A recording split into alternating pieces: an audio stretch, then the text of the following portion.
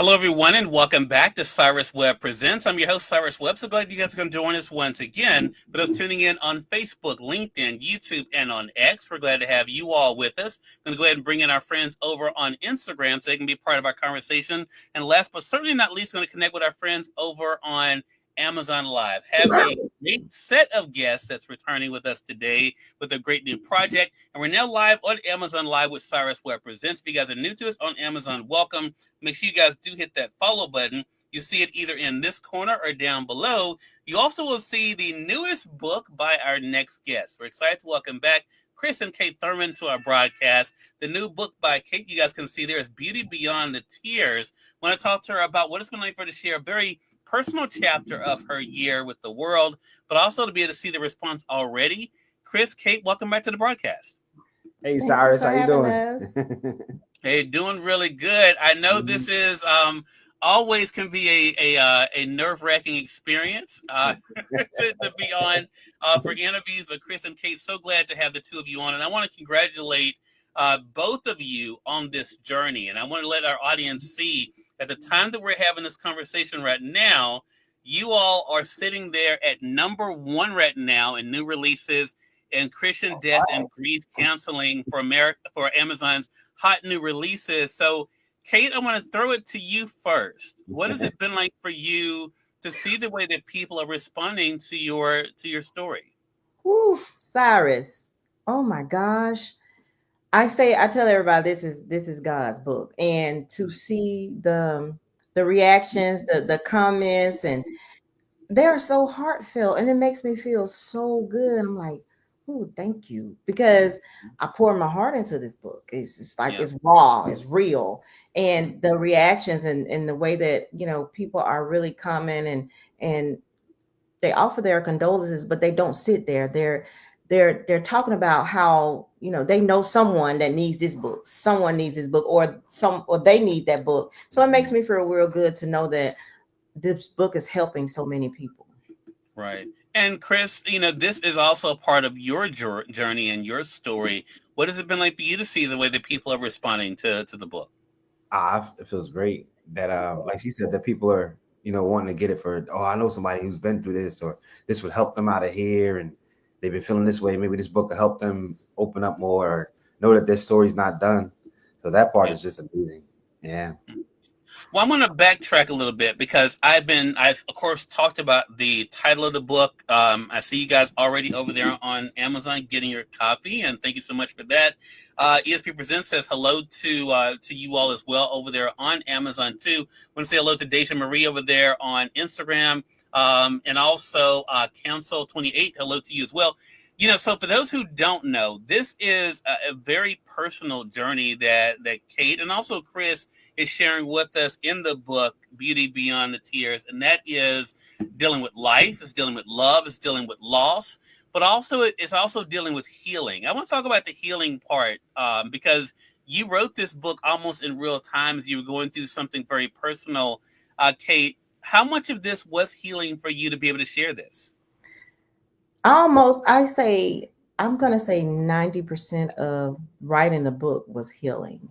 Mm-hmm. And I say 90% because God was involved. I was in a Yeah. place where I was broken. I was broken. I was broken. And few people, you all would text or check on us, and that was great. But I was still. I remember. I think I told you one time. I'm not okay. I think I remember saying those words. Mm-hmm. And when I said that, I couldn't even open my mouth to pray at some point. Mm-hmm. Yeah. And when when I had the unction to write this book, it's like life came back in me a little bit.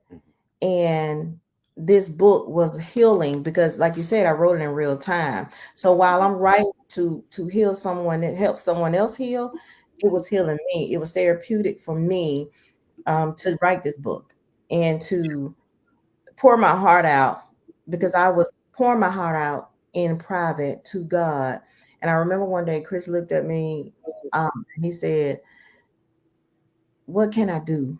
Even though he was grieving as well, Right. the look was to me was like, I can't do nothing with you. Like, I don't know what to do. I don't know how to help you. Yeah. And when we talked about, after God gave us the vision to write the book, and we talked about it, we both started to see a little bit more life, because one thing he said to me is, my God is not a man that he shall lie.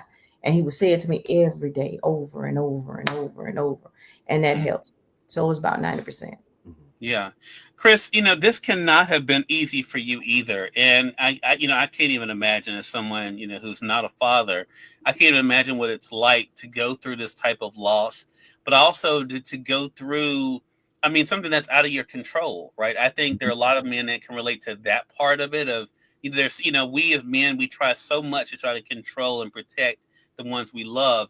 What was it like for you to not only be able to be with Kate during this time, but also for yourself to be healing through it too, Chris? Well, for me, I've always tried to be strong for her, and it was a journey, and it was such of a journey that where when she was writing the book, I seen the light coming back to her. So like that, I'm like, okay, she's getting through it. So that helped me get through it, because she's my rock sometimes. As long as she's strong, I'm able to be fine. Yeah. And like when I read the book, I'm sitting there reading the book, and it was almost like reading the story. I'm like, wow, like I feel for this couple, and then I'm like, well, wait a minute, this is what we just went through. Like, we're going through this. Yeah. It was it was tough. Mm-hmm. Chris, I want to stay with you for a second on that, because the other thing we're able to find out is not only about the loss that Kate and you went through together, but also your own relationship. What was that like for you to kind of open up about that and let us kind of know that, I think a lot of times we look at people, right, and we think, oh, they have it all together and all of this, and then you find things out and you're like, wait, they're human just like us. They go through things just like us. What was that like for you, Chris, to be able to show that no matter how much you all, love each other, that you all have had your challenges like everyone else has? Oh yeah, well, it shows that we're human, and like it shows the struggle, and then us getting through it. Yeah. I've said to somebody the other day, I think my mentor was like, I almost welcome the challenge, because after each challenge we get closer and closer, and our bonds just get stronger and stronger. Mm-hmm. So Love that. Mm-hmm. Mm-hmm. Moses Maddox, hello to you over there on IG. He says hello to you all as well. And Chanel's joining us on Facebook. She says, I got my copy. I know you got your copy. I got my copy too. Now what?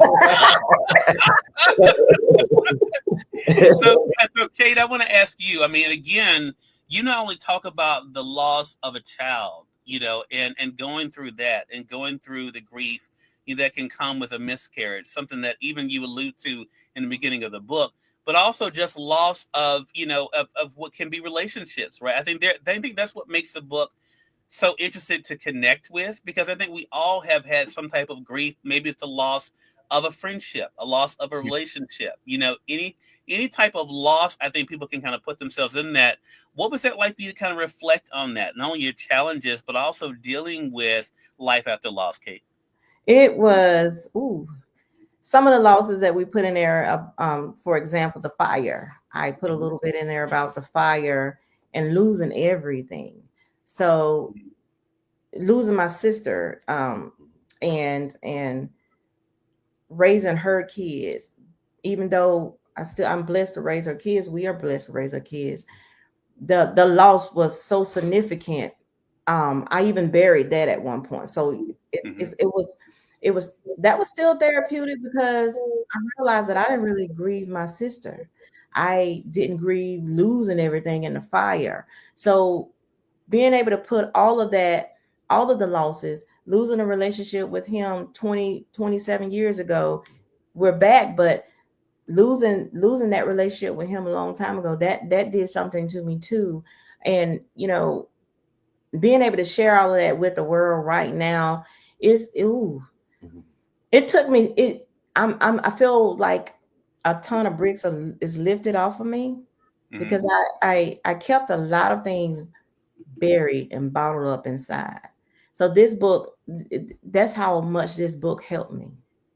Yeah.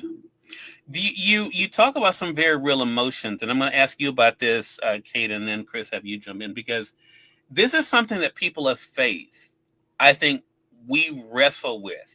As someone, June is recognized for Men's Mental Health Awareness Month. It has not always been okay for men to talk about having mental health challenges. I shared, about my own suicide attempts, my own depression.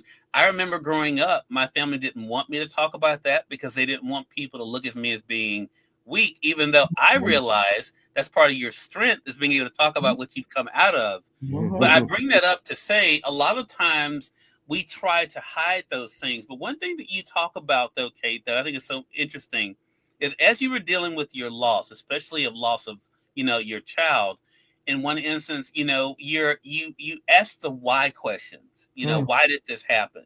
Right? What was it like for you to reflect on that, especially looking at Job, which you quote Job in the book, that it was okay for you to question, but what was that like for you to reflect on at the time, the question of why and how you were able to deal with that why? Okay, so growing up, is you don't question God. You don't question God. God makes no mistakes.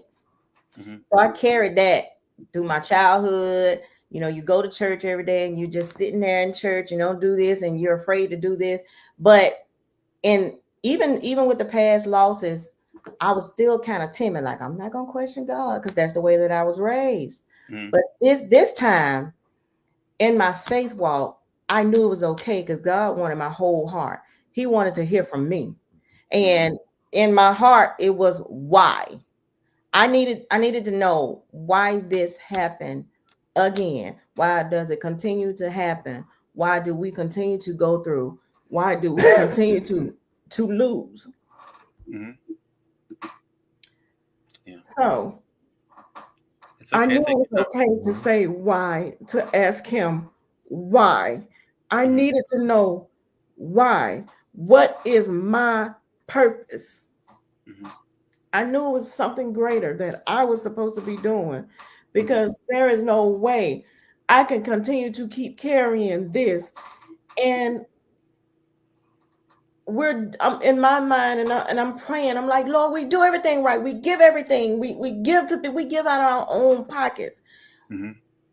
We give. We do right. We pray. We're trying to live right. We're doing right. I needed to know why. Yeah. And for me, it was okay. And God told me it was okay to ask him why. Yeah. Yeah. Chris Irvin is joining us on Facebook, says it takes a strong person to write about and understand what you're going through during the journey, and not from a place of comfort, reflection, and retrospect. I want to read something from the book, if it's okay with the two of you, because I think this is another one of those things that will help people. And again, for those who are just tuning in, welcome. You all are watching Cyrus Webb Presents. We're on Amazon Live, but we're simulcasting this on social media as well. We're talking with Chris and Kate Thurman. Kate's celebrating her newest Amazon bestseller, her first solo best-selling book, Beauty Beyond the Tears. This is what you wrote, Kate, about Chris and you, and then we'll talk about it. You say this: Chris and I found ourselves not only grieving as parents, but also aching under the weight of knowing how this loss would crush those we loved. These were the ones who had already made room in their hearts for a child they hadn't yet met, ready to love without limits. And then you say this: and so while we mourn, we also honored them for their love, their prayers, their presence, and their willingness to grieve with us without hesitation. They reminded us that this child mattered, this child was real, and our baby's legacy lives on, not just in our hearts, but in theirs as well. So, Chris, I want to begin by asking you, what was it like for you to reflect on the fact that you didn't have to go through this by yourself, that you had your family there with you to support you too? Well, with me, it always hurts me to see other people in pain. So knowing that they felt it too, it didn't help. It kind of weighed more on me. Like, Gotcha. Oh man, But knowing that they, I pulled through. Yeah. It's Chanel says, thank you, Chris and Kate, for being so transparent in this book and in this interview. So many people need to hear that it's okay to ask why. Exactly. And I want to add to that, Chanel, and I agree with you. It's okay not to be okay. We're not going to be, as our mutual friend, Kate, Allie Dalsimer's book says, it's okay not to be fabulous every day. Every day is not going to be great for everybody, and that's okay. That's normal, to be that way. What was it like for you, Kate, to reflect on those words that you wrote about that you weren't the only one grieving, but also you didn't have to go through it by yourself? Whew, it was full transparency. Mm-hmm. Um, the book was written, and our mentors like, God is going to give you more chapters. And I went to get my hair done, and my friend, she said to me, your mama said when she got her hair done, I lost my grandbaby. Mm-hmm. And the baby before, when we lost my mother-in-law, when we talked, she was so excited. I remember her birthday, and I was like, happy birthday. She said, you just take care of my grandbaby. That's my birthday gift. And I remember when we called her before we lost this baby, we were on FaceTime and we had to give her the news, and it hit her so hard she literally hung up on us. And we talked back to her later on, but it was and thinking about her and her reaction each time we're having miscarriages, my mom's reaction, and they're trying to be strong for us. That was and when I thought about that, I reflected on it. I woke up that morning, I was like, oh, we have to add this because we have to honor them, because we're not the only ones that lost the babies. We're not the only ones, the kids, looking at the kids, not even be able to look at us, dropping their head, and all they can do is just give a hug and walk by. And, that was, it was something. Yeah. And you did, though, talk about something else. And I think this is what I have had to learn, Chris and Kate, in my life, in going through, the things that I've gone through and talking with people over the years, is that for one, to respect everyone's experience is different, Yeah. right? We can't expect people to grieve the way we grieve. We can't expect people to, bounce back from things the way we want them to or think they should. But you say this in the book, and I want to read this for our audience. And this is, I think, such a powerful thing. You say, I no longer see the miscarriages as the end of something, but the beginning of my deeper ministry. God birthed a new fire in me through that loss, a fire to reach women who've experienced the same, to hold space for those grieving silently, to be a voice of compassion, understanding, and healing. This is my purpose, to be a vessel, to serve from my scars, to speak boldly and love deeply. My pain didn't break me, it built me. So I want to ask you, Chris, and then you, Kate, what do you hope others are able to take away from you sharing your story, Chris? And what do you want them to know about not being alone in what they're dealing with? Like my wife said, like their story isn't over.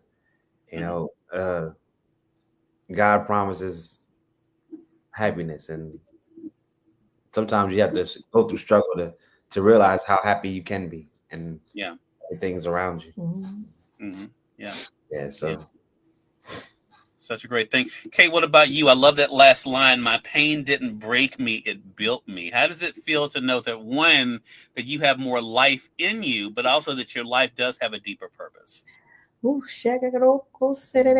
Listen, Cyrus, I thought I was on a spiritual walk at first, but remember I said I couldn't pray at times, and I couldn't.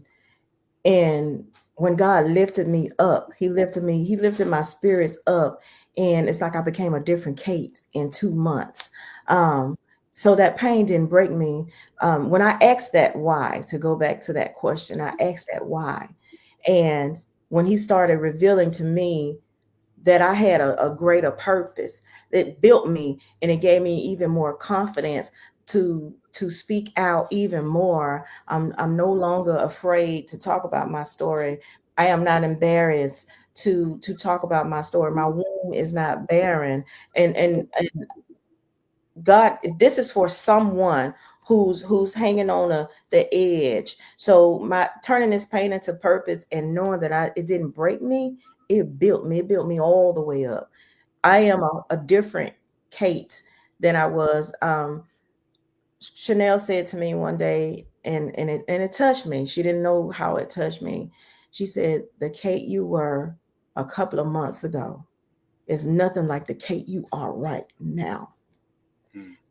And I was crying. She didn't even know, because it was like an aha moment.